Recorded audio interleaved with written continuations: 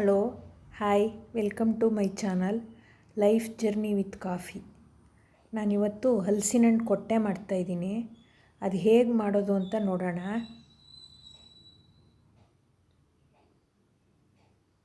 ಹಲಸಿನ ಹಣ್ಣನ್ನು ನಾನು ಬಿಡಿಸಿಟ್ಕೊಂಡಿದ್ದೀನಿ. ಹಲಸಿನ ಹಣ್ಣು ಸೋಳೆಗಳನ್ನ ಚಿಕ್ಕ ಚಿಕ್ಕದಾಗಿ ಕಟ್ ಮಾಡ್ಕೊತಾ ಇದ್ದೀನಿ. ಏಕೆಂದರೆ ನಾನು ಮಿಕ್ಸಿ ಜಾರಲ್ಲಿ ಪೇಸ್ಟ್ ಮಾಡ್ತಾಯಿದ್ದೀನಿ. ಅದಕ್ಕೆ ಗ್ರೈಂಡ್ರಲ್ಲಿ ಪೇಸ್ಟ್ ಮಾಡೋದಾದರೆ ಕಟ್ ಮಾಡೋದೇನು ಬೇಡ. ಒಂದು ದೊಡ್ಡ ಬೌಲು ಹಲಸಿನ ಹಣ್ಣಿಗೆ ಒಂದು ಚಿಕ್ಕ ಬೌಲು ಅಕ್ಕಿ ಸಾಕಾಗತ್ತೆ. ನಾನು ಅಕ್ಕಿನ 5 ಗಂಟೆ ಮುಂಚೆ ನೆನೆಸಿಟ್ಕೊಂಡಿದ್ದೀನಿ. 2 ಏಲಕ್ಕಿ ಹಾಕ್ಕೊಂಡು ಪೇಸ್ಟ್ ಮಾಡ್ಕೋಬೇಕು. ಹಣ್ಣು ತುಂಬ ಹಣ್ಣಾಗಿದ್ದರೆ ಅಕ್ಕಿ ಸ್ವಲ್ಪ ಜಾಸ್ತಿ ಬೇಕಾಗತ್ತೆ.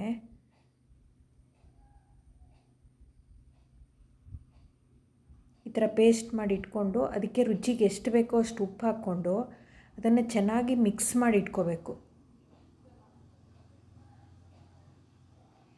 ಈಗ ಒಂದು ಬಾಳೆ ಎಲೆನ ಬಿಸಿ ಮಾಡ್ಕೋಬೇಕು, ಅಂದರೆ ಬಾಡಿಸ್ಕೊಳ್ಳೋದು. ಬಾಳೆ ಎಲೆನ ಬಾಡಿಸ್ಕೊಂಡು ಅದನ್ನು ರೋಲ್ ಮಾಡ್ಕೋಬೇಕು. ಎಷ್ಟು ಅಳತೆಗೆ ಬೇಕೋ ಅಷ್ಟು ಅಳತೆಗೆ ಈ ಥರ ರೋಲ್ ಮಾಡ್ಕೋಬೇಕು.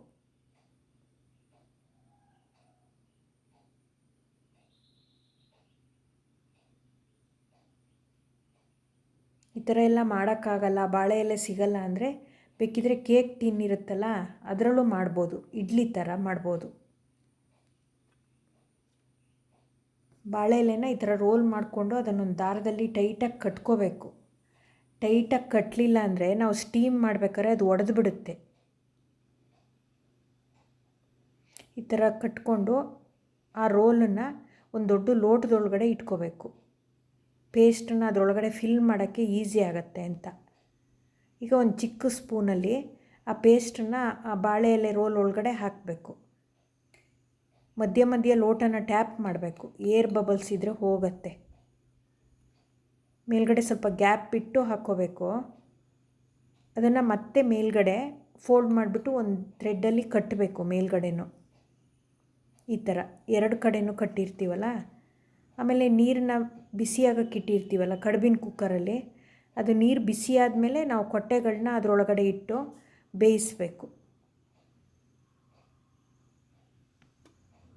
45ರಿಂದ 50 ನಿಮಿಷ ಬೇಕಾಗತ್ತೆ. ಹೈ ಫ್ಲೇಮಲ್ಲಿ ಬೇಯಿಸಬೇಕು. ಲಿಡ್ ಕ್ಲೋಸ್ ಮಾಡಿ ಬೇಯಿಸೋದು. ಈ ಥರ ಆಗುತ್ತೆ. ಅದಾದಮೇಲೆ ಅದು ಫುಲ್ಲು ತಣ್ಣಗಾದಮೇಲೆ ತೆಗೆದುಬಿಟ್ಟು ಈ ಥರ ಕಟ್ ಮಾಡ್ಕೋಬೇಕು. ಅದನ್ನು ಸ್ಲೈಸ್ ಆಗಿ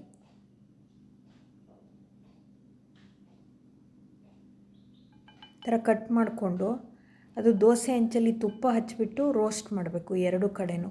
ಹಾಗೇನೂ ತಿನ್ಬೋದು. ರೋಸ್ಟ್ ಮಾಡಿ ತಿಂದರೆ ತುಂಬ ಚೆನ್ನಾಗಿರುತ್ತೆ.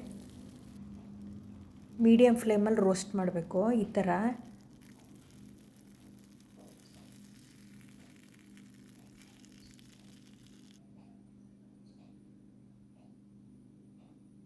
ಆಮೇಲೆ ರೋಸ್ಟ್ ಆದಮೇಲೆ ಅದನ್ನು ತುಪ್ಪದ ಜೊತೆ ತಿಂದರೆ ತುಂಬ ಚೆನ್ನಾಗಿರುತ್ತೆ.